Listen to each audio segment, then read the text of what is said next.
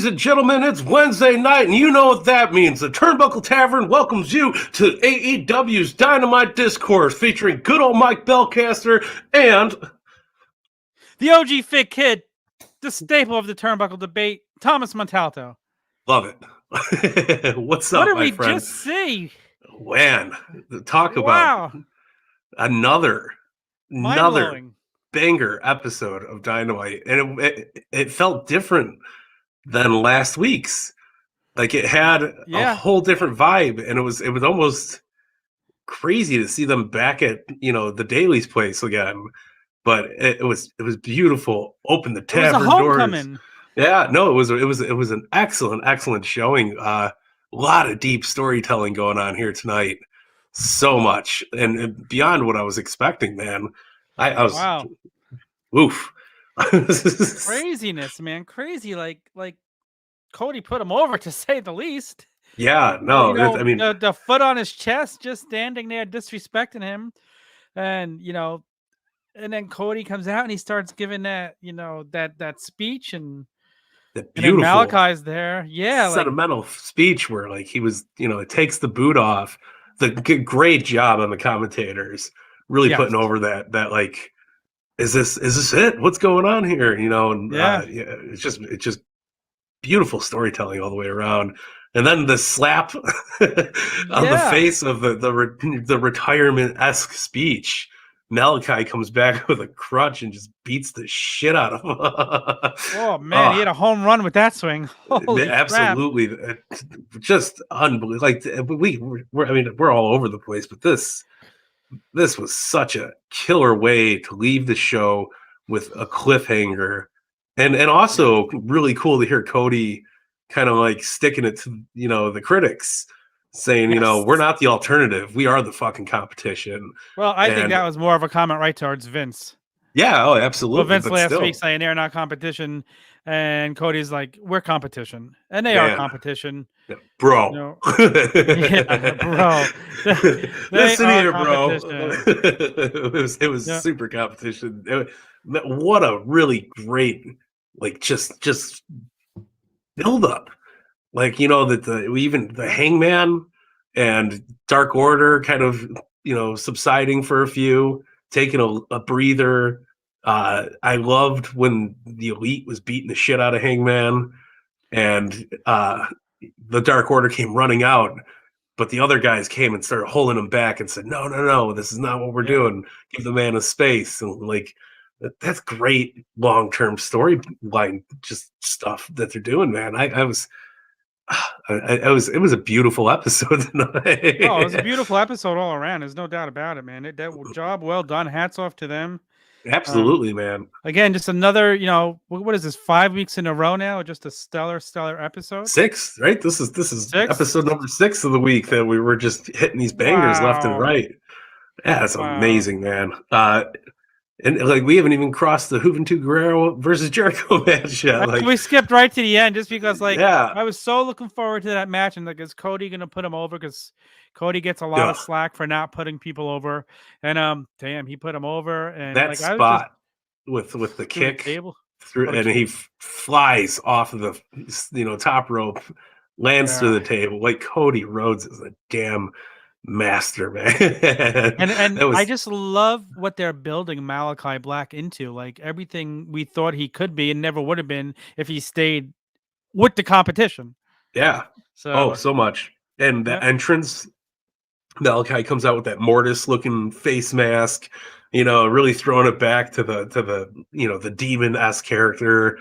And I feel like this was a really good roadmap to what the future is going to be for AEW. I really, really do. I think that we're building up to All Out in ways that we're still not even able to comprehend, because so much is going to happen in between now and then. And it's just, this was loaded, man. This was really, really well put together, and all around, just a solid ass Dynamite. It was so good. Oh, yeah. It's week after week, solid show after solid show, more storytelling. Again, the show ends and you're thinking, I can't wait for next week. Yeah, absolutely. No, it's 100%. I mean, you want to go back and start at the beginning? Yeah, we could go wherever we want to because this is the discourse, man. We get fun, but the juice, man. Holy hell! I think the commentator said the last time we seen them was 1998 when it was Juventud Guerrera at Spring 23 Stampede. years ago. Wow. Yeah, versus Jericho and Juvi was over. Good. He looked amazing. That was I heard a lot of people were shitting on the first 2 minutes. And I don't even know why. Like they were just being haters. They're just haters over here. Yeah. Yeah. I mean, stop being haters, people. Take it Enjoy in. it, man. Yeah. Drink it up, man. Drink the juice, man. That's it. I mean, come on. That was an epic match for Jericho, though. I was really wondering how they were going to get to a finish off the top rope. And I really thought we were going to see it when he just did the line tamer from the top rope. And I was like, oh shit, that was beautiful. But then we got this diving Judas effect, and it looked like $1 million, man. It was so great. Like I love that back spinning elbow from the top rope, and like I wasn't expecting it. And Jericho keeps coming out here week after week, proving that he still is one of the greatest of all times in our business today. And like kudos to Juventud Guerrera, man. It was awesome. I loved how they did the throwback to the mask getting ripped off almost. Because that was the big WCW storyline was Jericho took Juvi's mask. Yes. Yeah. So that's that you're going like you just said 23 years in history. Yeah, Jericho was insane in that match. He was insane, man. And that's the thing about Jericho. Let's just just for a minute, we're going to talk about Jericho. Jericho's 50 now. Yeah. And he doesn't wrestle the same style he used to, but he adjusted. So if he's lost a step, you'll never know because he's just as good as he ever was because he's smart enough to adjust to what he could do in a ring. And he's phenomenal. He's freaking phenomenal at 50. He's as good as anybody in wrestling today. As good as he's ever been. Yeah, for sure. He's building. I'm telling you, there is a serious argument at the end of the day that he truly is the GOAT for what he's done for this long and to stay this relevant. Everybody loves Ric Flair and he's great, but towards the end, it was just a shadow of what Ric Flair was in his early days. Well, yeah. He wasn't the same. Chris Jericho has reinvented himself. That is just as good as he ever was. And where he's lost a step, you don't know because he's adjusted to what he can do in the ring and you don't even notice. Absolutely. You don't even notice. No, it's outstanding. Like following Jericho, I mean, we've watched Jericho's whole career almost, and seeing where he began to where he is now, I just think that there's so much growth and admiration towards his work ethic, his character, him putting in the time to learn, how to change, how to reinvent himself. I loved when he was in WWE, he would take. Like it would be 6, 7 months, 8 months of Jericho that he would take a year off and kind of revitalize and try to change it. And, we got so many iterations of Chris Jericho that this is just like, he's still proving to be one of the top people, one of the best performers AEW's got going for them. And that's awesome, man. I am very, very excited to see him take on Warlord next week. And we got MJF as accompanying him to the ring, so there's no shenanigans going. I was confused there for a minute. I did thought they said MJF was guest refereeing, but I totally misheard that. Yeah, but I heard that too. Okay, that's good. I'm not hearing shit. I'm not that old yet, but I guess he's just coming out to the ring. We'll find out next week. It's gonna be so good. But that even left me wanting more. Yeah, Juventud is 46 years old. Look at that. And look at the match he did. Those chest slaps. Is he 46? That means we haven't seen him since he was 23? I think he's worked, but he hasn't been on national television since he was 23. That does make sense. He was a baby back then, man. So you're talking the early cruiserweight days of WCW. And wow, man. That was a great showcase for both of them, man. And it was really cool to tie up. I do love how AEW kind of brings these old feuds back and shows us hey, we're getting we're getting something that you remember, and we're going to close the chapter here, or maybe start a new chapter here. And it's really it's fitting for us as wrestling fans because we put so much time into the business. So you're getting these payoffs that we didn't even know we wanted. 20 years down the road, you're like, oh shit, this is great. And it was so good, man. Absolutely awesome. And being fans like we are, when they do throw back to something like that, it does something inside, like to acknowledge the past, and I don't know, it's just special, and that's something that WWE's never really. I shouldn't say never has really done. They've done it, but like at the Royal Rumble when Piper and Snooker came out and they started going out. Like, I guess they have done it. I'm just so I love WWE, but the current product has just got me turned off. But this is what I missed about wrestling. You know, this is what I love. Like, do throw us back to the past. Wow, man. Wow. This was a refreshing night, well needed night of wrestling, especially after going to Raw on Monday. Yeah. Yes. Oh, you had to cleanse the palate there, Mike Belcaster. Dude, Nick Storm's on the money there. We're living some crazy shit right now. We really it was are. great, man. It takes me back 23 years. I love it, man. It was phenomenal. Just take it all in, because one day we're gonna look back and say, "Wow, that was a great time." So enjoy the time while it's happening.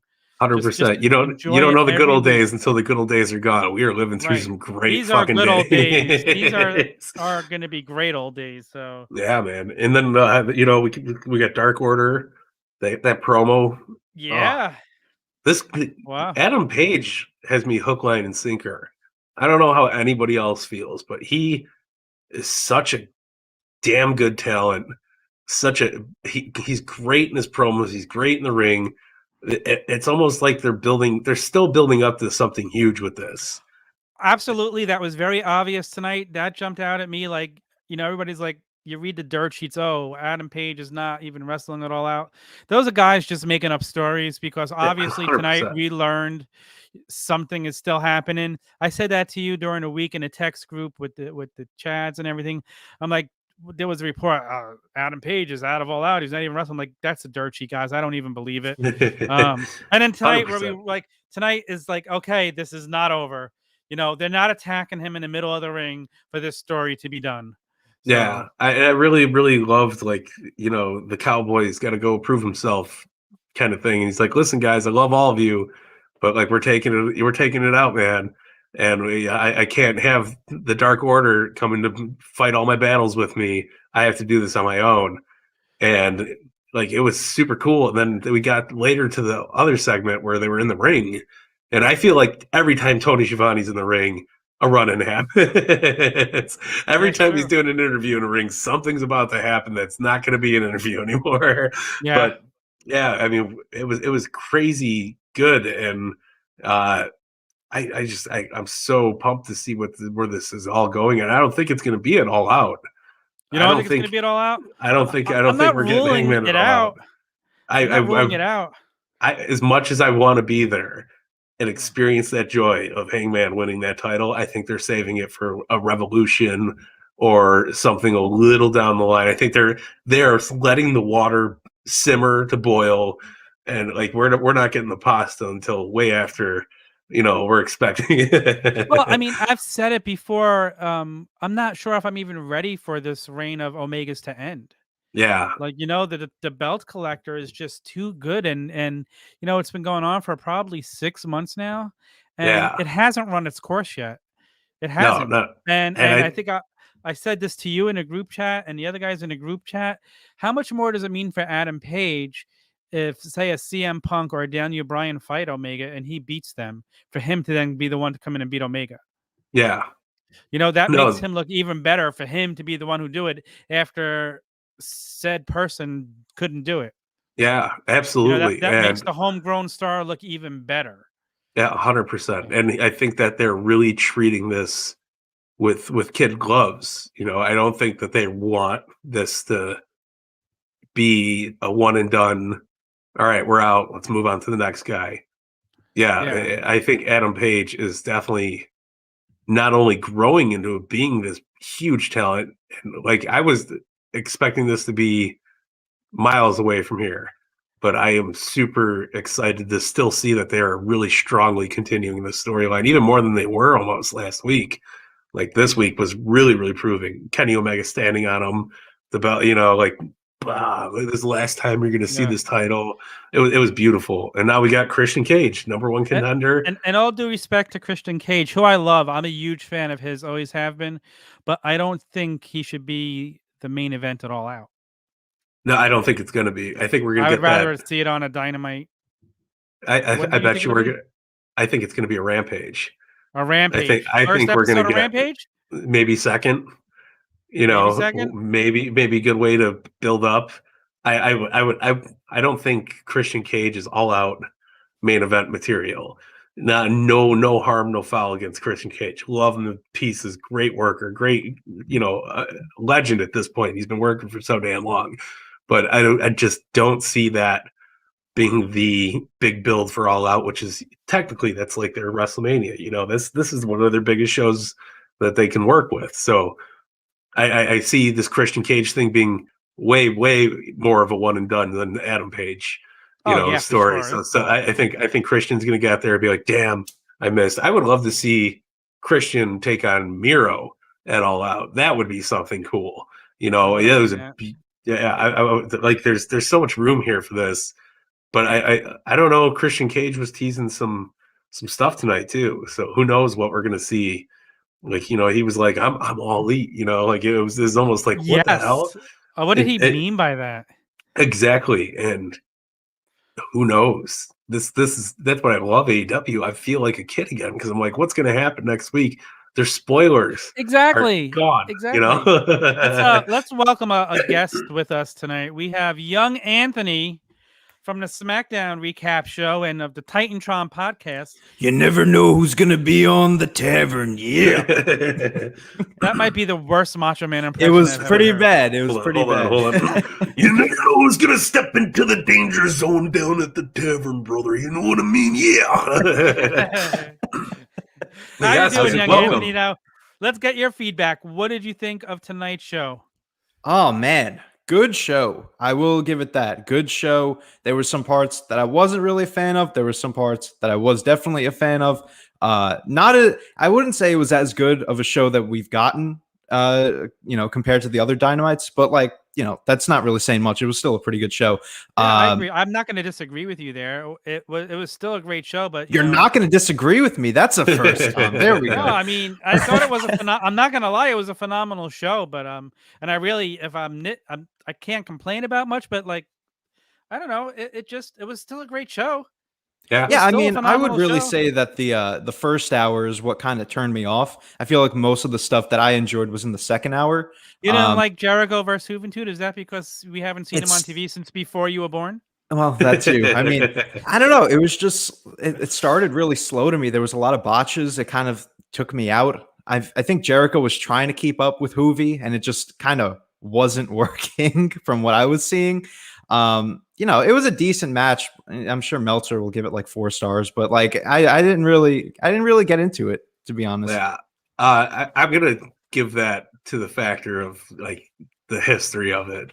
You know what I mean? I totally understand what you're saying, but to see these two guys coming at each other 23 years down the road. Yeah. It's like watching Tyson and Ali do it. Or seeing something like that unexpected. I get there was a little mishaps, and they're both a little rusty, especially working together after all these years. I think they had a lot to live up to, so I think it was just a little bit of miss. Like the first couple minutes were a little off, but they found their groove really quickly. Yeah, I think those first few minutes just took me out of it. After that, it was a fine match. That it was like a spot where they time just froze, and they were kind of just standing there trying to figure out what to do next. And I was like, come on. But after that, it was a fine match. How do you guys feel about the Wardlow match for next week? I'm excited for it. I think it's going to be. I don't see Jericho losing these labor things. Yeah. I think next week some shenanigans are going to happen, and it's going to be good. I think that I love the heat that MJF's bringing to this program. I love that there's surprises that he's bringing to it. Like, I mean, love that. How we awesome! got you can't wait to hear the next week's. Yeah. But I was looking it up. I'm not sure how accurate this is, but I was looking up Juventud Guerrera. There's nothing about him wrestling since 2009. What I just Googled really fast. So if he hasn't wrestled in that long, of course he's going to be rusty. I mean, 100%. It looks like the last thing. If this is accurate, I don't know how accurate this is. I Googled, and not everything you read on the internet is true. I know that's a shocker. But it says 2009 in AAA and AAA. So Juvi's got some ring rust, obviously. Even if it's been a little like after that, maybe an indie show here and there. But I mean, it was really, really good. Right. Yeah, exactly. 100%. Yeah. No, that's 100%. Nick Storm. 100%. He's on the money, brother. Man.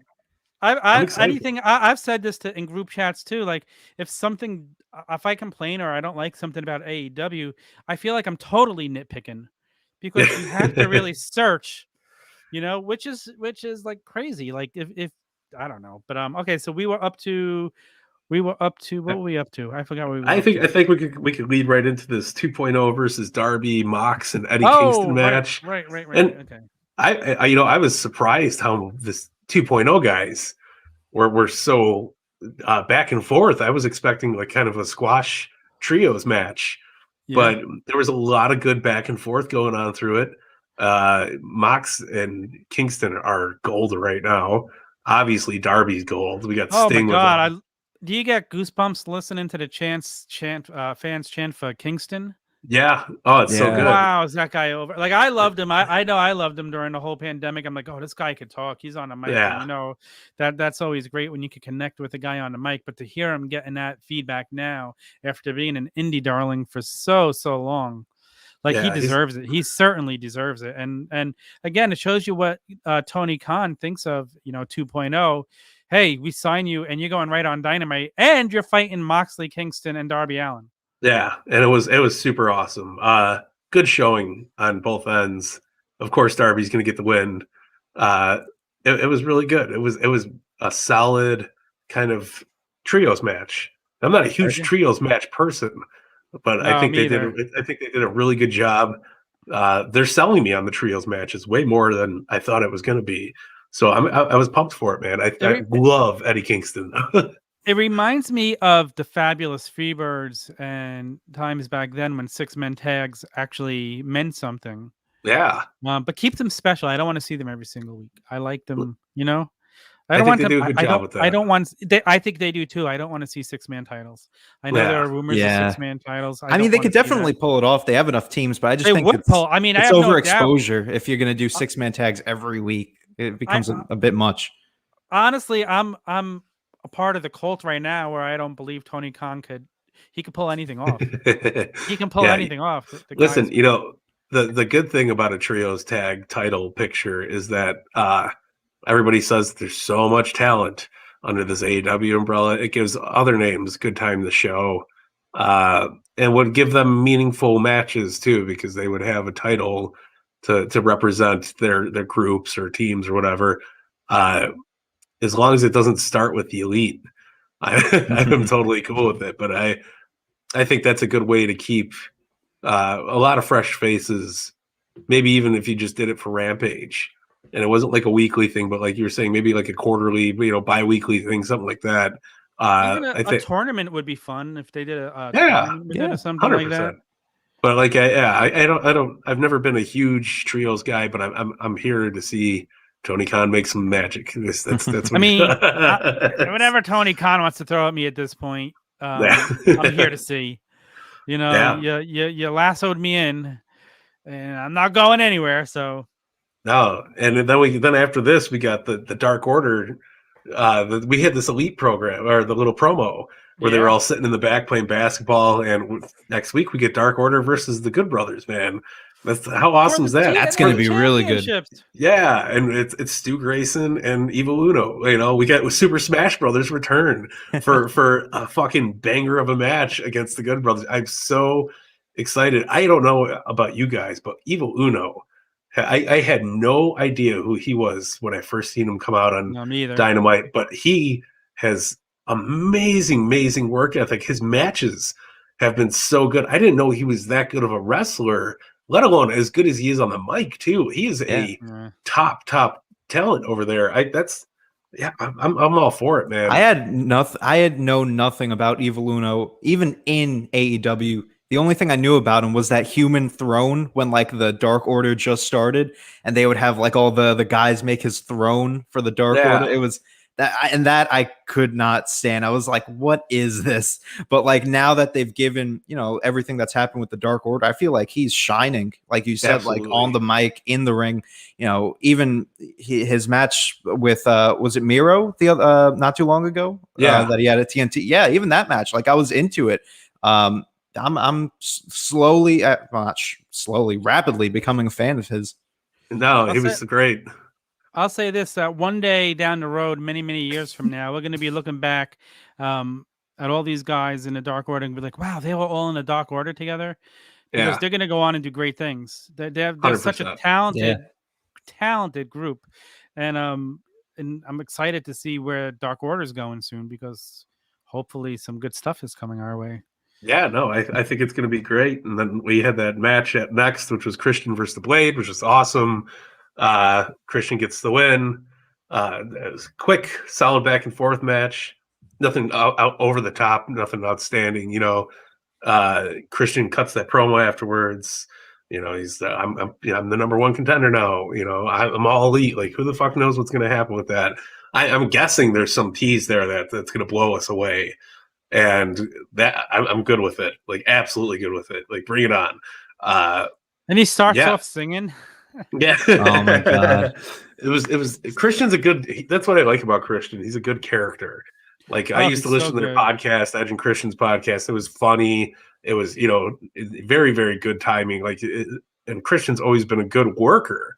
But is this the time we see Christian become world champion? Not on my watch. No, I agree. I mean, he'll put on a hell of a match. He'll put on a hell of a match. There's no doubt about that. And like I said, I love Christian. I was always a bigger Christian fan than an Edge fan. Yeah, I said it. But do I want to see him in the main event? No. Do I want to see him fight him? Yeah, make it a great Rampage match. Like you said, we got Rampage coming up. It'll be a great match. Christian's got such a great mind. Like you said, you listen to him on a podcast. You listen to him when he had a show on a WWE network with Edge. He's so good. He's so entertaining, and he gives so much back to this whole industry. And it's good to see him go to AEW, because he gets to give back more than he would have been able to do in WWE, even as a producer, because those producers, they're handicapped to what Vince wants. Right. Christian is so much better than that. He's so much better than that. And I think that's going to be a really good burner of a main event. Like, they could throw that on.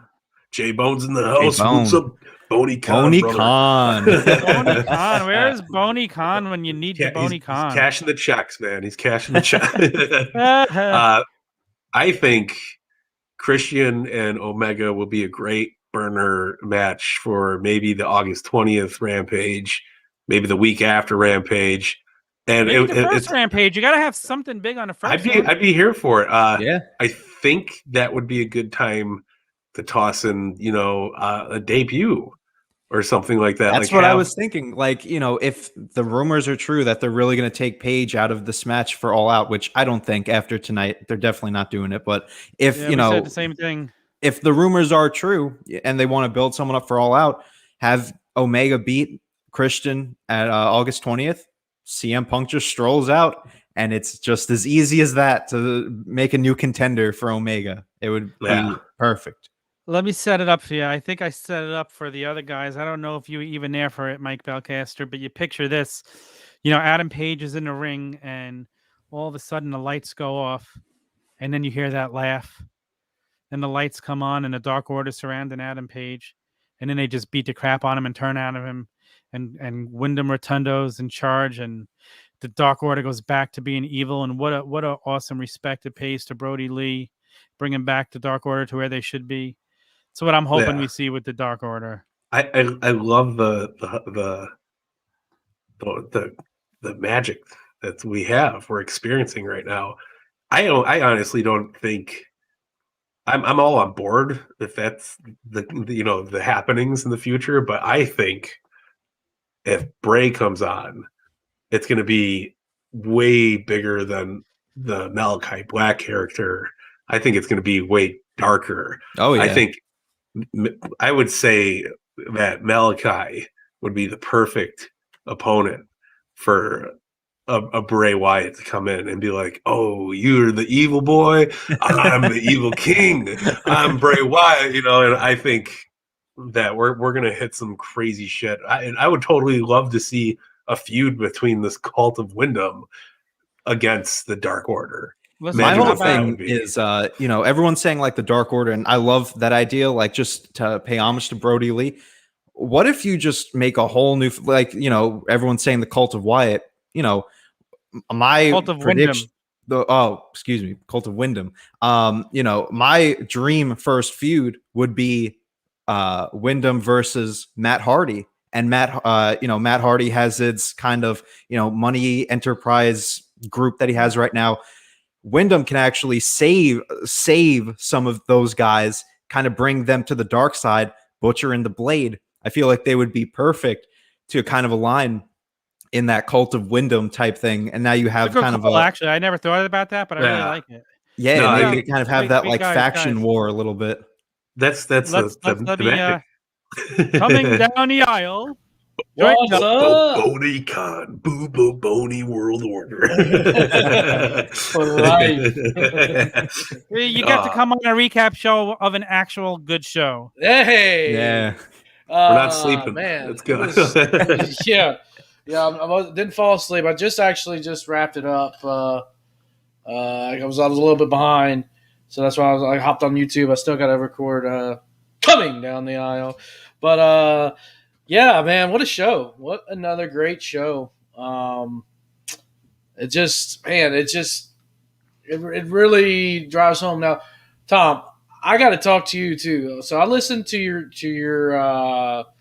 interview with Bro Vince Russo. What's wrong, bro? All right, bro. Let's bro. All right, and if you didn't listen yet and you're watching, go check it out on our YouTube channel. I had it right. It dropped. I'm just going to throw a few little snippets. I just going to throw a little bit of issues I had with the Bro. And look, I know was in the business, and I just feel like the statements he made that he's a little out of touch himself. I mean, if he's watching this, like, sorry, but give me an example. I'm not totally disagreeing with you, but I like examples. Well, I mean, first of all, like how he's yeah, well. Well, you know what? I'm going to lay down the title when the Hulkster comes around. Brother. Get that J-Bone off the channel, bro. This guy doesn't know anything that he's talking about, bro. Oh, man. Yeah, so, I mean, for instance, whenever you asked, I don't want to give too much about the interview, but, you were talking about, like, who could save wrestling, and his only response was The Rock. Yeah. Okay. Yeah. I threw a monkey wrench into that because I told him, what's he going to come for 1 or 2 shows and pay-per-view? So he's not going to save wrestling. He'll get viewers back for one night. I don't think he's looking. And then, first of all, how he said, "Oh yeah, CM Punk and Daniel Bryan." He basically said they're nobodies. Okay, like. You should have had a bro counter on there. I was cracking up. A bro counter. Because like within the, if you would have done. My friend texted me after he listened to it. He's like, "Dude, if I would have taken a shot every time he said bro, I would have been in a hospital." Yeah, well, like literally within the first 30 seconds of the interview, Tom, bro. Okay, listen to this. I counted. That was 5. I don't know. Like, yeah. I mean, he had some good points too. Of course, good points. I agree with you. Like, I kind of threw. I asked him specifically, like, what would you do to change it? Like, what would bring people back? And he says The Rock. That's 20 years ago. Would Rock's not coming back to bring people back? No. What can we do now? Yes. He talked about bringing in casual fans. He didn't have an answer. to throw shade at CM Punk and Daniel Bryan saying that they're nobodies. I mean, CM and they Punk are going to bring people on. They are absolutely. What did I caught one part where he's like, "What are they going to bring? Like 200,000 viewers?" Like, I think it's going to be much bigger than that. I think. Maybe the first episode, but I think I'm fucking putting my foot in my mouth just saying that, because I guarantee that this is the next couple months of AEW are going to be the biggest fucking, like, it's going to be a tsunami of greatness for the pro wrestling industry. Listen, bro, if I was booking WCW, I would put CM Punk and Daniel Bryan and have an AEW contract, bro, on a pole, and they got to fight for it, bro. That would get so many views, bro. I'm telling you, bro. Let me ask you, how long did it take you to get rid of this accent that you're going back to it so easy? Quick. I'm from New York. It's easy. I know. I'm from Staten Island. I get it too. Oh my god, that's great. That's great. Okay, so back to AEW Dynamite. Yes. We were up to Christian. What was Christian? So Christian's number one contender. Does the elite tease? Some shit's going down. Then we get a promo from Andrade, and he fucking kills Fuego del Sol. Poor Fuego. Fuego's taking more bumps than I have in my entire life in the last 2 weeks. Man, but I'm really, really pumped to see these teases between Andrade and Chavo with the Death Triangle. I think it's gonna be good shit. I really think that once Pac and him get into the ring together, there's gonna be some fucking chef kiss shit going on. I want to see a strong Latino faction, bring them all in, let's go. LWO 2.0, baby. I'm here for it, man. Like I said, with Hoovy was awesome because it was just seeing Duke Guerrero come back and fucking, what is it, 20 fucking years, man. Yeah, 23 years. 23 years. He said he was in TNA when I was reading the thing for a while too. So he was. He was in WWE in the mid 2000s. Yeah, but what were they? It was a little faction. It was him, Super Crazy, and Psychosis. That's great. I forget the Mexicools. There you go. Mexicools, yes. It was the most stereotypical. It was pretty bad. Like it came down in more. God damn it! Yeah. So I mean, it was cool, but I'm excited to see this Death Triangle Andrade thing go. Then we hit the Elite promo with Hangman coming out, and it was just like, I loved how Kenny gets into his face. He goes, "Oh, and you want to come back?" He's like, "We don't take fucking losers in the Elite." And like, what a empowering statement. And Hangman was like, laughs it off. Yeah, this is the best wrestling storytelling in 20 years. I'm going with that for sure. But you definitely have, like, Hangman's gonna fucking get his, and it's gonna be so good.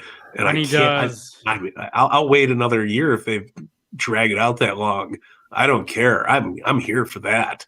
Yeah, but I mean, I don't know what the chats think. I'm curious to see what they say on their recap, on their Dynamite review tomorrow, on if they think that All Out still will be Adam Page, because I kind of felt that tonight. Like, I don't know what it's going to be. It could still be All Out. It might not be. And I love the fact that it's not predictable and we don't know. Exactly. I was about to say that too. It's beautiful. Beautiful job.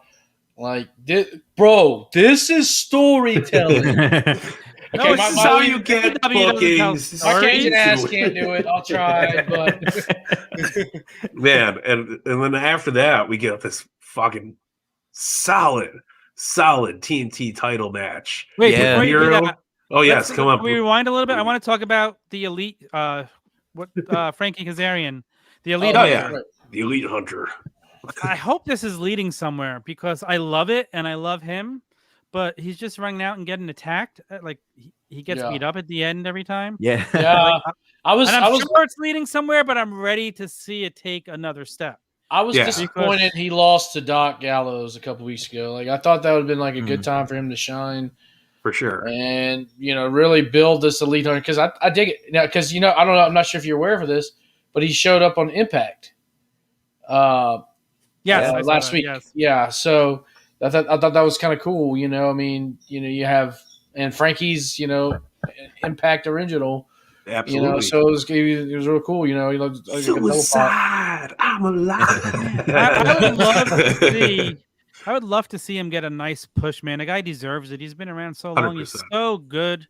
Let the guy. I mean, I think he is going to shine, but I just, I want to see him do a little more than just a run in every week and during something like this. That's just listen. I can see I don't hate it. I don't hate it, but I'm looking forward to where it's going. I could see him piggybacking between Impact and Dynamite, just doing stuff, and he's one of the perfect guys to do it, because he's got the cross brand, love there. What a great thing it would be for Impact to have him also. For sure. And he just said he was coming out. He was on there last week. I'm sure that's going to lead to something big. I don't think we've seen the last big. I don't think we've seen the last big push for Kazarian. See, maybe my problem is I'm so excited for it, I can't wait. But that's the love. Wait, so what's happened to Daniels? Has he quietly retired, or what's going on? Well, after they lost the match against the Young Bucks, they broke up and he kind of retired. Right. And, he works backstage. He works backstage as okay. Yeah, I was confused. I was I figured the both of them would be going at it since they lost, but I like that Kazarian's getting the spotlight. I like his whole edge of just coming out and just beating the shit out of people, and even if he gets beat up, it's a cool edge to him, and I like that a lot. I hear they're gonna rehash him. He's gonna be the fallen angel like he was supposed to be in 1999. It was me, Austin. It was me. I'm all for it, man. Look in my eyes. They won't focus on him. Oh man! Look in my arms. What do you see? The battle of punks, man. Yes, it's the Cubs one. Where we at? Bam, bam. All right, let's get out of the boots. We're rocking. It's good. All right. If you want to see more, want to see more figures, come back Friday, 7 p.m. Eastern, Fig Friday. We're gonna have a special guest. Super special guest. We could say it, right? It's official. I think it's AEW. Turnbuckle Tavern confirmed. Turnbuckle Tavern confirmed. BonyCon broke out the checkbook. The big get right here. All right. Yeah, let's go for it on Friday. Before we do our big drastic move to TBS on Thursday nights, we're gonna have on the lovely Magic Omos, who's he makes all of our lovely Jazzwares lead designer, Magic Man. Nice. Magic Man. AEW line Jazzwares. So it's going to be fun. Make sure you tune into that. Yeah, we're going to have some awesome stuff going on. Can't wait for Fig Friday this week, my friends. Yeah. Okay. Yeah, back to fucking Miro. Let's talk about how Miro compared to Rusev. All right, is literally walking outside of a bar at 7 a.m. when you went in there when it was dark, and you're like, oh fuck, it's so bright in here. You're seeing some of the best of his work right now. Absolutely. When they did the commercial cut and they were doing the picture-in-picture, you see Miro doing these facials where he's got Shotty Lee up in a thing and she's like fucking monster. I love it. His intensity, man. When I think Bulgarian Brute, this is what that should have been. Yeah, absolutely. This is how you build a brute. Yeah. This is it. Yeah. So it's just another example. Like you see the same thing with Andrade compared to what he was in WWE to this. This is how you build characters that are interesting and guys you believe in. Guys are like, wow, this is how you do it. And it's also great that they're bringing an edge to him, that it's in WWE, we saw serious Rusev and then we saw humorous Rusev. We never saw a blend of that. For AEW with Miro, I think we're getting very much brute, Bulgarian brute, but also you're getting that little, flexible wife, little edge to him that it still makes him very funny without him really trying to be funny, which I love. I love everything that he's doing. It's working so well. Yeah. I'm so glad they got over the beginning of Miro when he was first here. This is what he should have came in as. They shouldn't have never even did the best man thing. It was a good build. I didn't hate it either. I think it was a really good build. I hated it. I didn't hate it, but I love this. This is like no, this is way better. And whenever he was stuck in that, I'm like, oh my god, we're not going to get the monster Miro. Yeah. I feel like the best man makes you appreciate this Miro a lot more after like. But I think that's what they were definitely going with. I feel like they were kind of giving you the soft, like pushed in, and then boom, all this crazy shit's going down now, and like you could see, like, listen, look, he's this monster, but he's so over. When he went to do his finish tonight, and the crowd's like, "Game over," and you're like, "This is what fucking wrestling is, man!" Like this is the beauty of it. And that's what irritates me. And this is even going back to WCW days when you would see guys leave WWE and go to WCW, or guys leave WWE and go to AEW, and they become a much better version of themselves. You could see 100%. That they're being held back. Don't hold these guys back. Let's see this. Why couldn't we have gotten this Miro or this Rusev in WWE? It would have been better television. We did. We got Rusev Day, but they put the kibosh on it. You know, no, I had no problem with Rusev Day. That was entertaining, but this, like, he was never this dominating. This is what he should have been. Right. But they had the chance to do that at WrestleMania. But they didn't. Whenever he was in the they didn't. And they were banging in the tank. He was over, bro. Tank. Yeah. He was over, bro. I hear you 100%. Put him in a tank. Put him with his hot wife, bro. It'll make millions. Super flexible. Tank banging all day. If this tank is a knock, ratings, absolute ratings. Oh, it's so great. But yeah, man, I think this was some of Miro's best fucking work, and I like how Shotty Lee kind of went back and forth with him too, like after they did the cut back, and it was like, whoa, like holy shit, this guy is trying to actually do some stuff. It looked really good. Rusev was selling it beautifully, but then Rusev just kicked back in the gear. No. I need to see some more Shotty Lee on my TV. I like Shotty Lee too. Yeah, he was good, very good. Who do you guys think? Great baby face. Who do you guys Who do you guys think Miro's going up against for All Out? I know I know who I want to see. I was gonna Jungle Boy. Maybe. That's a good one. That's Jungle Boy easily. I was gonna say Malakai Black. Ooh, that would be good, but I think Malakai's kind of came in over that TNT title era. Yeah. Dude, when we get back to the main event, we'll talk more about Malakai. Yeah, no, for sure. Right. We'll say that. Then we got the tease for the announcers for Rampage, which is an awesome team because we got Taz, Excalibur, Jericho, and fucking Mark Henry. Like, how awesome is that? I could do without Jericho, to be honest with you. I'm not. I don't think they need Jericho, to be honest. No, they don't. They don't. But I love Jericho in the booth, but 4 men is too many. I would honestly do without Taz. I think we get him enough on Dark, and I love the duo of just Excalibur. Because I've always said that once Jericho retires, he needs to be on commentary permanently for AEW. Like he'll replace whoever it be, Jim Ross, Tony Schiavone, whoever. But, so I want to see him. And, I love Mark Henry coming in. And that's kind of their whole thing, was bringing in Mark Henry, to be the backstage personnel, but also to be on this commentary role. So I don't feel like you need Taz, especially if either Henry or Jericho could play the heel also. I'm not really – I don't think you need it. Like Tom said, like a 4-man booth is a little bit too much, especially on a weekly basis. It is, and Jericho kind of he overtakes the commentary, and it's very distracting for him. That is true too. Yeah. I think he tries to get himself over during the commentary. I wasn't a fan when he did it a couple weeks ago, and I loved it. Other times before that. Me too. But I think that there would be a great dynamic. Put Excalibur, give him like the rounds to be the lead guy, because. Unfortunately, one day will come the day where Jim Ross is no longer here.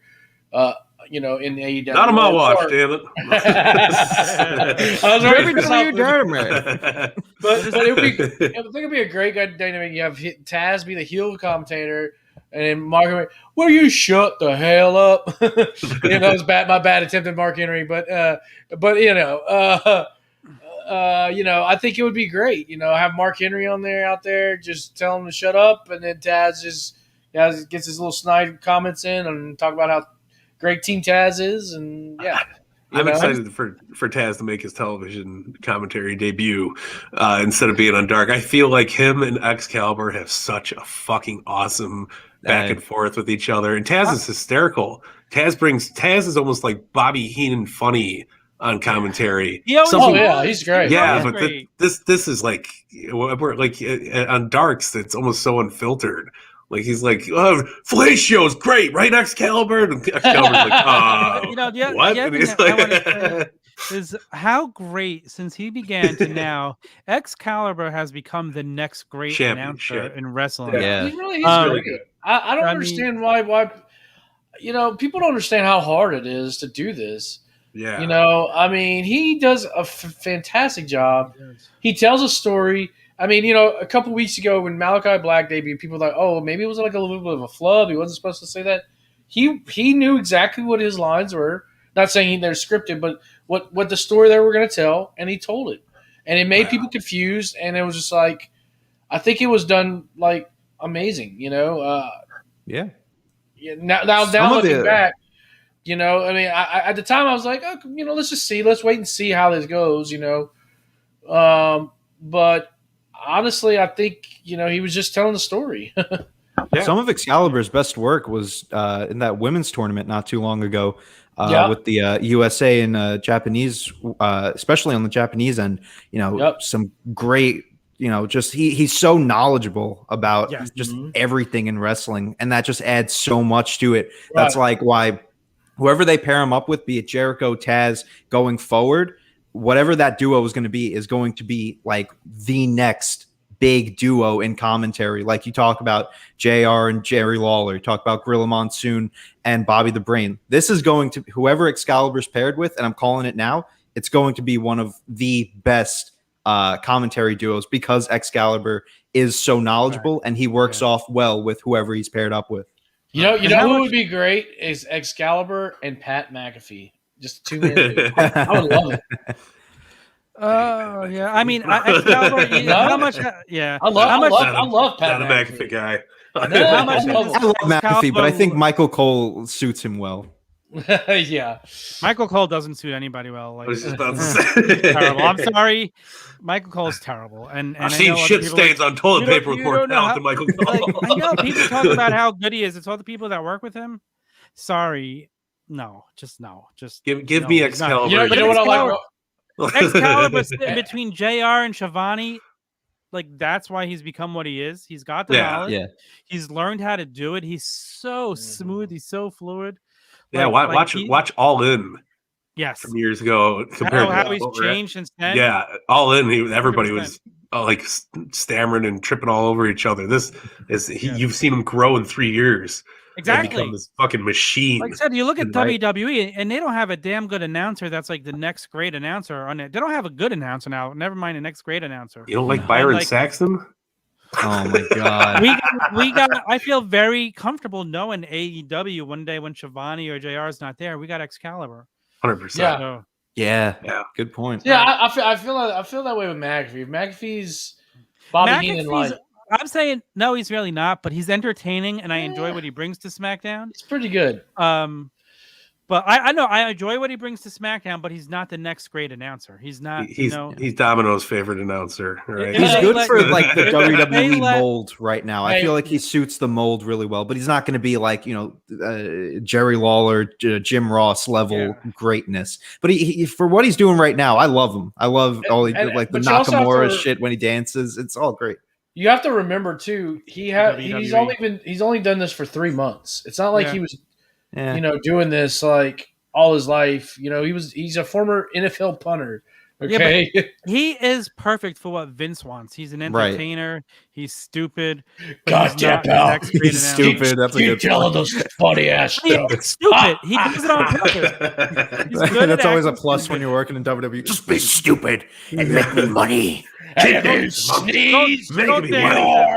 Right, let's get back to Dynamite. Back to Dynamite. Yes. Before we continue on to the matches, AEW confirmed the Major Wrestling Figure podcast with the major PBR commercial. Oh, holy shit! no. They really took advantage of Domino's They being did all nasty Nellies. Yeah. And God damn it, Matt Cardona was on AEW television. Brian Myers, we had Smart Mark Sterling, Swoggle, Chelsea Green. Did they cut Joe Shoes? I was so pissed if they Joe Shoes was never in that commercial, but it's heartbreaking. Yeah. Shoes is the best. Yeah, he was in the original one they showed on the pod. Yeah, I think so. I think he was in the original one because he had the squirt gun and he was pouring fucking beer on himself. God bless Shoes, man. But how cool is that to see? That was so out of the blue. Did Matt have the title? I didn't catch that. Did he have the belt? They recorded that before they had the title. Oh, okay. They recorded this about 2 months ago. So. Yeah, oh, really? Okay. It was like a little teaser, but then PBR was like, "Fuck this! We're taking advantage of this situation." And they literally bought it. Like genius. Really quickly, how well have they put themselves over that they've now had a commercial on Dynamite with PBR backing them that much? It was great. I don't think we realize how big the Major Wrestling Figure podcast brand has really become. Yeah, that they actually have a commercial on during a wrestling show they're not even on. And whenever they started it, they didn't want even have a separate Twitter. Yeah. Like, we're not gonna do another Twitter. We're just gonna come on here. We're just gonna talk about wrestling figures for an hour, and then. But kudos, they don't only put the figure game back on the market, and like fucking all that. But they're putting PBR on Miller level with commercials. Yeah. The commercial is great. It's a really good commercial, and it felt like a Super Bowl commercial, like one of those just oddballs. Yeah. Like it was great. It's entertaining. It's funny. It was good shit. And then I loved earlier today. PBR posted a video of fucking Nick Gage where he's like, "Fuck PBR," and he throws the can in the ocean. He pulls out a bottle of or a can of this is some real beer. Yeah, this Natty's ice. Shout out NDK. all my fucking homies up in the South, brother. This is all my homies in Eastern Bloc. This is for all my homies in NDK. So where were we? What's next? The next thing we're running into is Bunny versus Layla Hirsch. So that was a great fucking match. Good match, yeah. I love the stare down at the end between the NWA Women's Champion and Layla. What is her name? Camille. See, I gotta get up on my NWA game more. No, she's part of the stable with Nick Aldis. Yeah, see, there you go. Right. So that's championship right there. So man, fucking awesome. She's a biggin. As we like to say down south. She's a biggin. Dude, look at Bunny, how she's grown in the last year or so. Yeah, that was a fucking solid outing from both women, and I wasn't expecting much out of the Bunny character. And I don't know if we talked about the great promo between Red Velvet and Britt Baker. DMD. That skipped right over that. It was a great night for women's wrestling for sure on the show. Yeah, absolutely. Yeah, definitely a step up. Like I said on the last review, the women's segment started feeling like filler for a while, but like this was like perfect. This is exactly what they needed to do. Have a really good match, a really good segment to lead up to the show. They did it perfectly tonight. And we even saw a Jade Cargill promo too tonight. So Mark Sterling, man, Sterling, major pot all over the place. Mark is doing so like him between his AEW work and his GCW work. I think Mark Sterling is unbelievably shining like a fucking 100%. North Star right now. When he came out at GCW. And he's like, everybody step back 6 feet of distance, puts his mask on. He's like fucking wiping his shoulder out, like heel shit to the best. And like, he's playing the crowd so well. And I love what he's doing with Jade. I think it's a really beautiful pairing that I didn't give a shit about when I first seen it.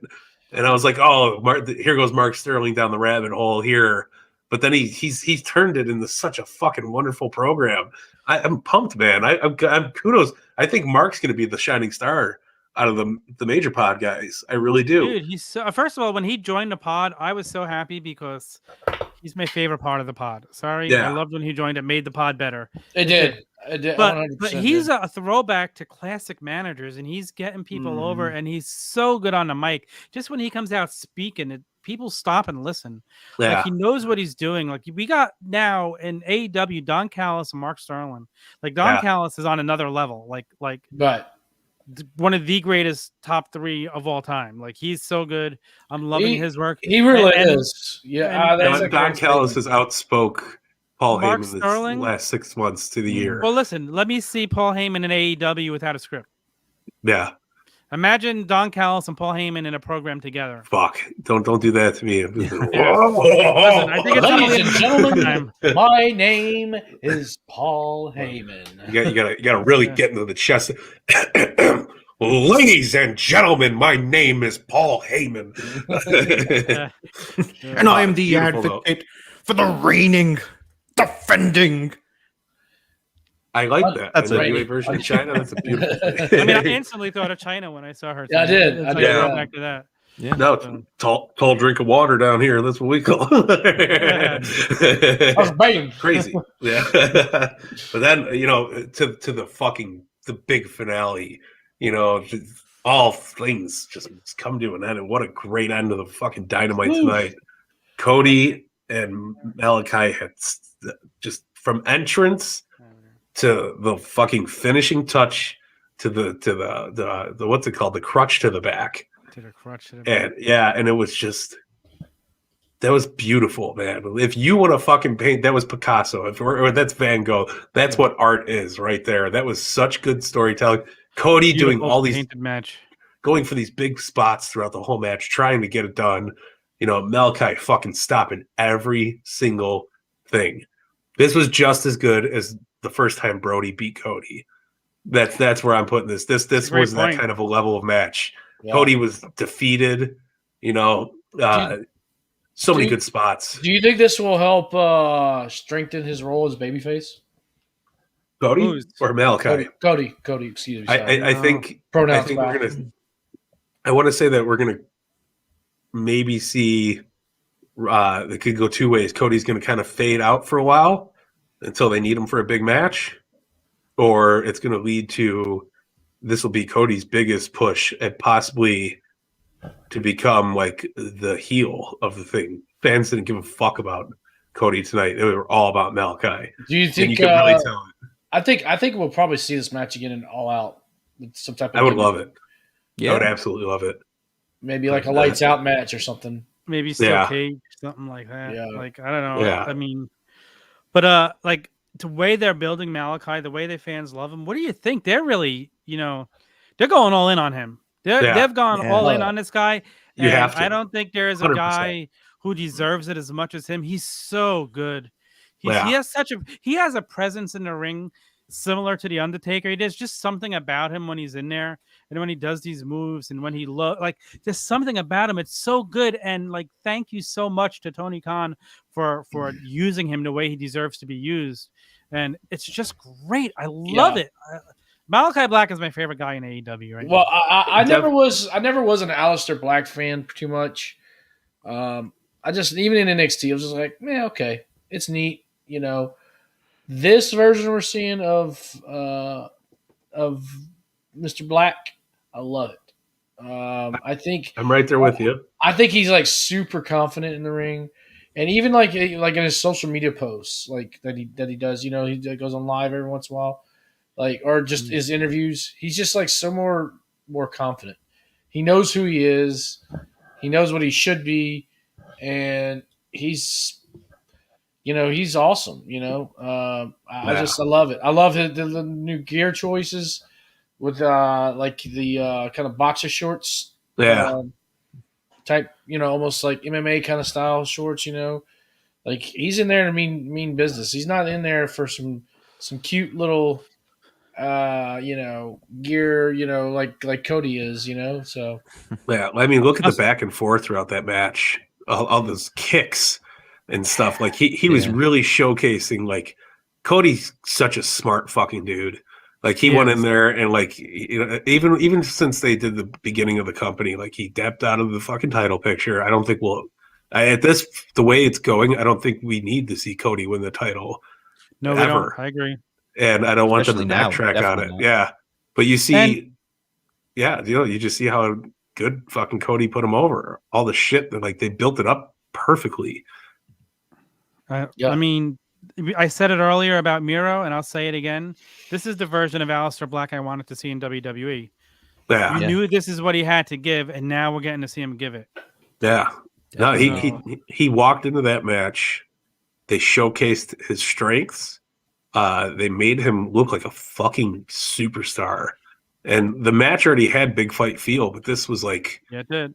This could have easily been an all-out match. They could have dragged this up, but they gave it to us on TV because I feel like they got bigger something going on. Yeah, from the presentation of Aleister Black in WWE, you wouldn't even imagine that he could pull this out in AEW, just because of how poorly and how much they missed the mark on him in WWE. You know, he was great in NXT. He came to the main roster. It was like nothing really happened. You know, you would never in a million years, if you didn't already know how great Tom Yen, Malakai Black was already, you would never imagine how great he could be in AEW.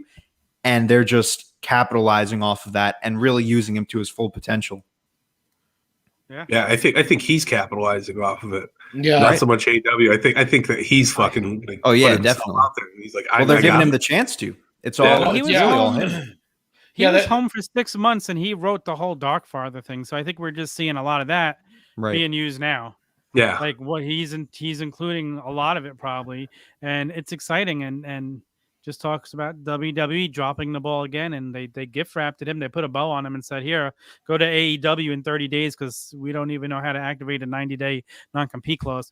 Best thing that's happened, because it made it even better that he just showed up when nobody was expecting it. It would have been great if he did it in 90 days. We would have been expecting it, but that shock surprise is even better than just a surprise when you actually see it happen. Oh, it was great.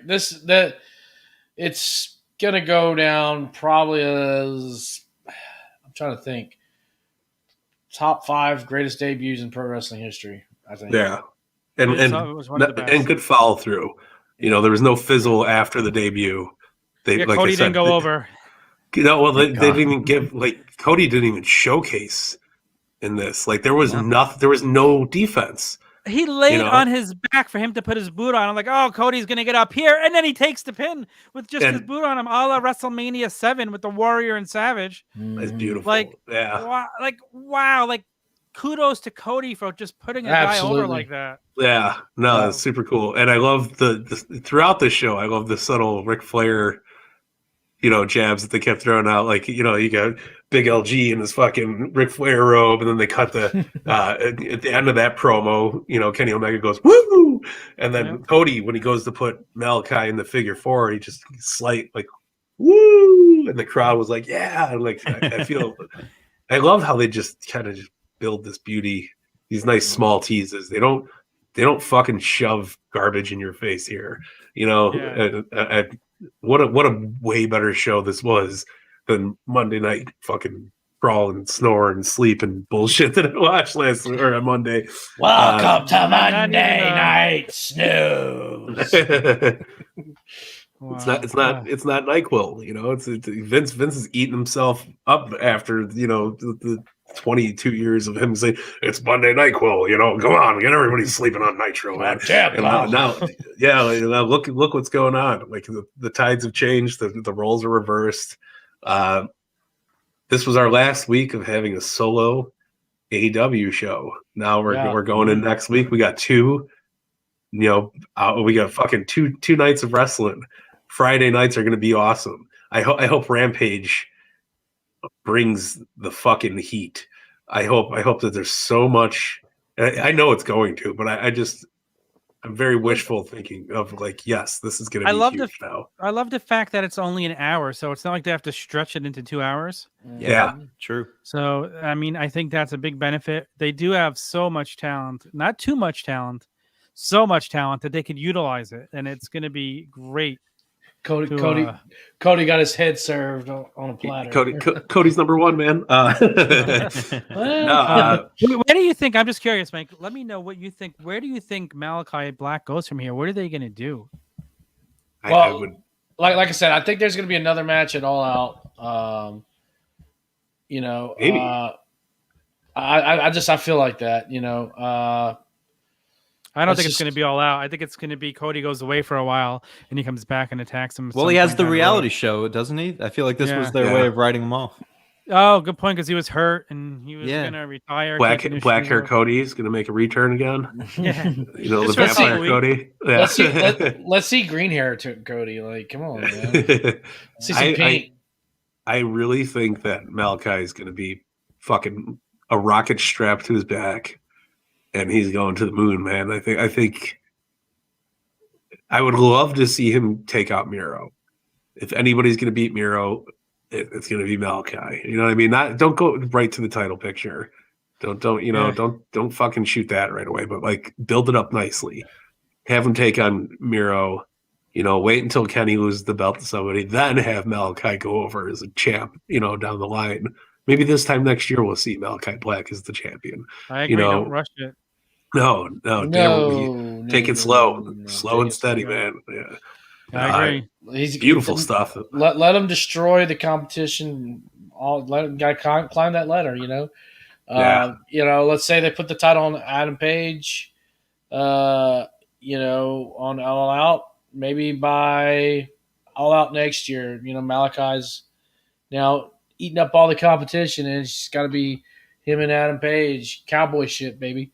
Yeah. No, listen, we got almost a little under 3 weeks till Rampage in Chicago, where all the big shit's supposedly going down. Right. And then we have less than a month, Bill, the All Out week. We have a lot of time in between. So who knows what the fuck's going to happen in between all these big shows. That first Rampage is probably going to be something magical. It has, and I mean, it has to be, but I mean, just think they haven't announced a single match for All Out, and it's a month away. Yeah, that's okay. A month is enough time to build it. I'm not saying that's bad. WWE announces matches the day before. It'll be fine. Yeah. I'm not saying that's bad at all, but what I'm saying is they're just like holding on for some good shit.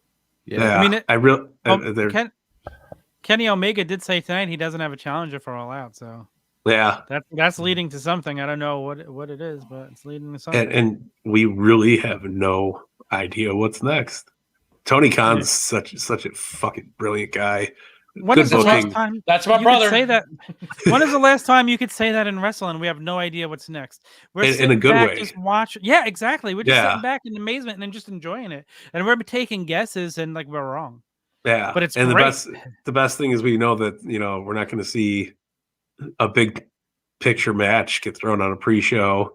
We're not going to be like you guys got 5 minutes, pal. Go make the Dark Order shine. It's going to be. I think this is going to be one of the best fucking next 12 months. It's going to be some of the best times for wrestling, and we're only getting started.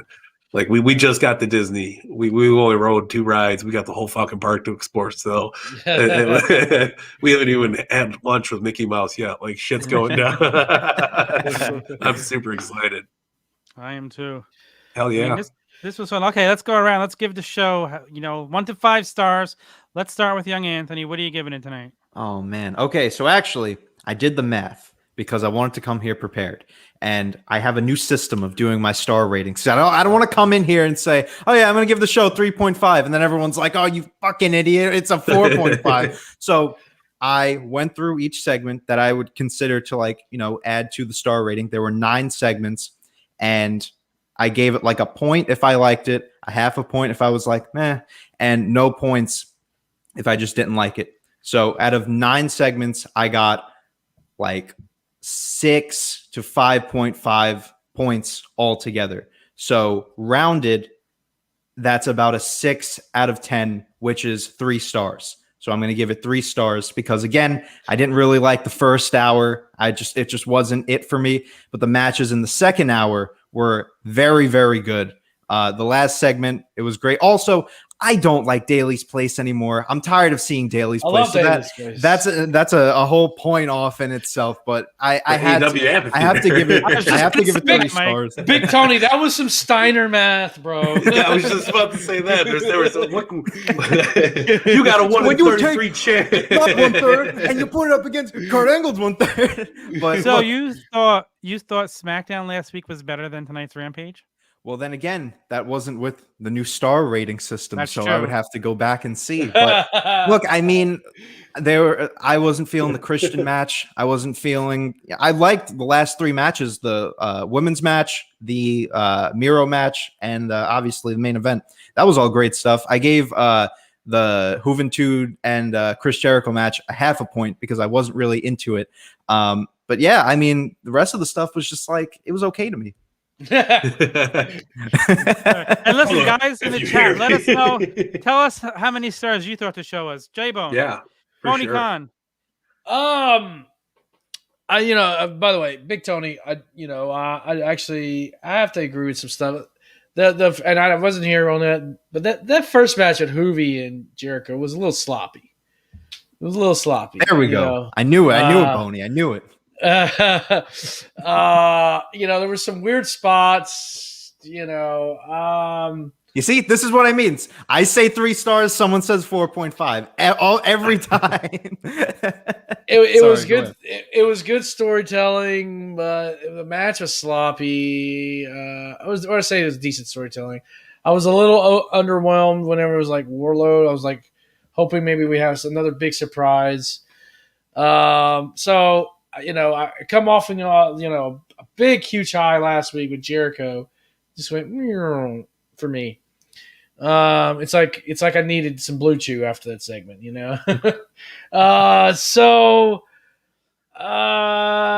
it picked things up with Christian. I thought the match with Christian was better, so I'm gonna give it a 3.5 stars. Wow, you guys are harsh for such a great show, man.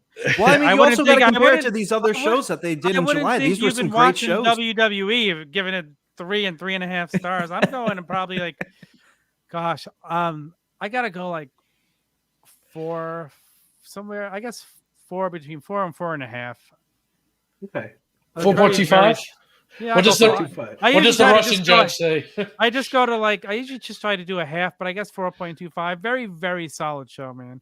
Great show again. Mike Belcaster, back me up. I mean, what's your star? Fuck. I think Tom, you're swinging a little low there too. I kind of feel like I am. So what given the storytelling with Hangman that we weren't expecting, because it was not going to be, I didn't think that they were really going to follow up with that so fast. I thought that was going to kind of play out a little bit. Some Hangman drinking montages for the next couple weeks, leading into whatever the fuck it is. I was a big WCW Cruiserweight fan, so the Jericho match was actually popped me. I know there was some slop going on, but I mean, as far as we're known, Juventud hasn't worked since 2009 on fucking. I checked it. He actually has wrestled a few times this year, and he has been wrestling. So yeah, but still, I mean, cage match never fails me. I had to double check because 2009 it felt too long, but I had to check. But yeah, he's been wrestling a little bit. If anything, he was carrying Jericho in that match. I thought he was doing really good. I think that was just. Yeah, I think. I don't know about that. There were some spots where Jericho's just sitting there waiting and waiting. It felt like eternity for him to do a move, but that's true. Yeah. But a match 23 years in the fucking making. I was here for it. It sold me. I'm definitely gonna say a 4.6, 4.7 esque Dynamite. I don't think it was. I think. I don't give tenths, but I think I gotta go. My initial reaction was 4.5. But I didn't want to be too generous, but it is a 4.5. I'm going with my initial gut, 4.5. Yeah, but we got a lot of really beautiful storytelling out of this show. We really did. We got a fucking massive debut match from Malakai. Yeah. A lot of good building. Huge building. None of us want to see Christian in the main event title right now. But guess what? It's going to be a build to something else. Yes. Guarantee it. Yeah. Maybe Christian's the Hogan bringing in his men. Maybe that's what he means by he's elite. Maybe we're gonna see I came from fucking blah blah blah because I got Daniel Bryan, or whatever the case may be. It doesn't need to be that, but I know they're building. This was a good building episode. And it wasn't this was a shit, fucking the whole show sucked until the fucking last 5 minutes. It was no. We just said Christian said he's elite. Yeah. So what if he's going to be with Kazarian? And that can happen too. What if that's the beginning Hunter? of like an Impact fucking stable, that we could totally use. That would be awesome storytelling and a good way to segue, this partnership with Impact. So I think with the writing on the wall, I'm definitely going with like a 4-6. There's never been a 5, but that was a really good fucking show. I think it was solid. We got a lot of good. I think 2 weeks ago was a solid 5. Yeah, no, see, that's what we're saying. Dark Order was fucking, and Hangman versus the Elite was a fucking banger ass match. That was something that won't be topped for a while. He's still seeing a lot of good comeback from Hangman, and that's why I'm saying I know everybody wants Hangman and Kenny Omega All Out. I say fucking put it on the burner. Give it to me at Revolution. Let Kenny Omega keep rubbing it in his face. Yeah. Like, I want to see more of it, and I think maybe it doesn't have to be every week, but every so often you just remind us. Yeah, I think that this was a good build to whatever Rampage is going to be. My initial gut was 4.5. I'm giving it to 4.5. I'm going with my initial gut I can't overthink and come up with point systems. Right. Yeah, Kenny Omega reminds me from the movie Heavyweights, the kids from Camp MVP. Whenever they're all sitting there, when the fat kids are sitting there like, oh, for us, we have to work out, and they're coming back on boats going, you suck, you suck, you suck, you suck. That's Kenny Omega right now. I love it. I really think that this is just again, this is like coming off of what last week was to what this week is with what we got coming in the next 2 weeks, next month. I feel like this was a very well packed, very well played out filler episode of Dynamite. So I think in a good way. So I think that shit's about to hit the fan, and everybody's going to be changing their shorts in a couple of weeks. Let me ask you guys a question, Boney and Young Anthony. So you both, I felt, gave the show a very low rating. What did I have to do to give you a 4, 4.5, 5 show if this was a 3 and a 3.5 to you guys? Because that just blows my mind. It was way better than a 3. Well, because here's the thing: like the last, I don't even know. I would say year. Every match that has come out of the gate in Dynamite has just been a banger of a match. I just was not into this match at all. I think it was weird. It was like at some points people were cheering for Jericho, people were cheering for Juventud. Nobody knew what to do. The match was sloppy. I was disappointed with the Wardlow as the fourth labor of Jericho. It really just took me out a lot. Now things got better with Christian and whatnot. Trying to think off the top of the head. I don't have notes in front of me, but the second segment was that the Christian match? No, the second segment was I want to say it was 2.0. Yes. Oh, that's right. Yeah, so that was 2.0 versus super solid Mox. Super solid match with it was Darby. Good. Yeah. It was good. I don't know. The 2.0 guys, it just reminded me of just your stereotypical, I'm going to get you, I don't know. It just didn't do anything for me, I mean, for me, it's just the fact that like I've been saying, it's kind of just comparing it to the other shows, right. Like Mike said, like it was a really good filler episode. But then again, I don't really compare filler episodes of shows to like the really great episodes of shows. In the entire month of July, if I incorporated this point system into the other AEW episodes, I'm sure it would have gotten 4, 4.5. But, to me, most of the like single points that have added up were all the matches. The 2.0 match got a point. Like I said, the last 3 matches got a point. Juventud got like half. So I don't think for me, it was necessarily the matches. As far as what they could do better, nothing really. It just comes down to this was kind of just a bridge for the next few weeks. Yeah. So with that being said, I kind of have to see that this wasn't like going into the show. I knew it wasn't going to be anything compared to these last few weeks. Like just the card itself just showed me that it wasn't going to be, a fight for the fallen or, Road Rager or whatever else. It was just going to be a lead in to Rampage next week and, the next few weeks. So I kind of have to grade it as that. And the Christian stuff just wasn't it for me. Some of the segments just fell flat. The Britt Baker stuff was okay. It was a great show still, nonetheless. I feel like a 6 out of 10 isn't too bad, but I just wasn't really feeling it. I say for bridges, this was the Golden Gate Bridge. It was a very good filler episode. I think you put it perfectly there. But then again, it's like, comparing a filler episode to like a pay-per-view quality episode. Mm-hmm. Yeah. I think it was more than a filler episode. Just from anytime I could sit through a show of 2 hours tonight that had great storytelling, super solid wrestling, man, I'm super happy. I end the show with this energy that I didn't have before. They did something right. Oh yeah. So, no, I watched. It was a solid show. And I feel drained. I feel like they've taken my energy. But I think it was a solid show. Honestly, I really do. It just, if you look at the last couple of weeks, I've given Raw a 1.5 stars pretty much every week. You compare that to Raw. I think that's pretty fair.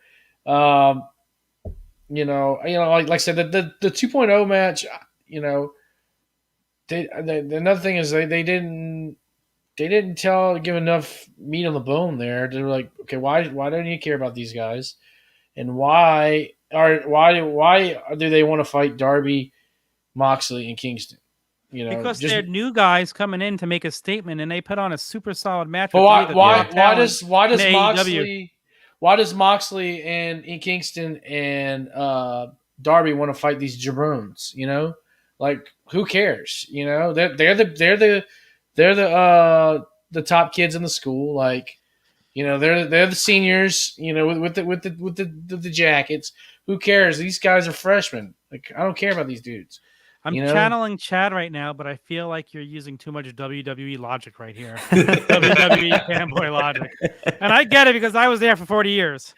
Yeah. But like I said, I thought it was a solid show. I really did. Honestly thought the 2.0 match was one of like the better things on the show because it presented them really well. Like all the comedy stuff, they're a really great comedy dude. Like if you've seen their stuff with Everrise for like 205 Live and NXT, like they're a really funny tag team. And, they're bringing that stuff. I don't know if they're officially signed to AEW or if they're going to do some like dark and elevation stuff. They are. So that's even better. They're a great tag team. I think putting them in this spot, I feel is enough of a reason to kind of get invested in them now because, this is a tag team that, put themselves in a entertaining, funny role against 3 of the top guys in the company. That in itself gives me enough of a reason to get invested in these guys more than I was, for being a hardcore fan, seeing these guys already as Everrise in NXT. So, I feel like that's enough of a reason to get invested in it. And I felt like, even the spot with Sting, that he was kind of fanboying over him. I loved all of it. I thought it was a really good showcase.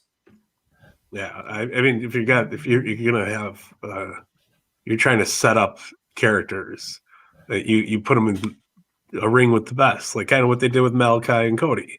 So like you put this 2.0 group with, Darby, Mox, Kingston, like you're already putting them over just by putting them in the ring with them. And it was actually turned out not to be a shit show.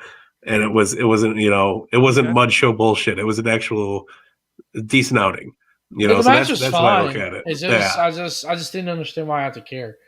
Yeah. It's like, honestly, it felt like to me we had Riddle and the New Day going up against some NXT jabrones. Okay, that's what it felt like to me. If you want to compare like Monday Night Raw, or if we go to SmackDown, it was like we had John Cena and the Mysterios going up against NXT. Doesn't that kind of get you invested in those NXT guys? To put them up against. Well, and that's what I'm saying. If that was on the match tonight, I would have shut it off, and I would have been disgusted with the placement. See,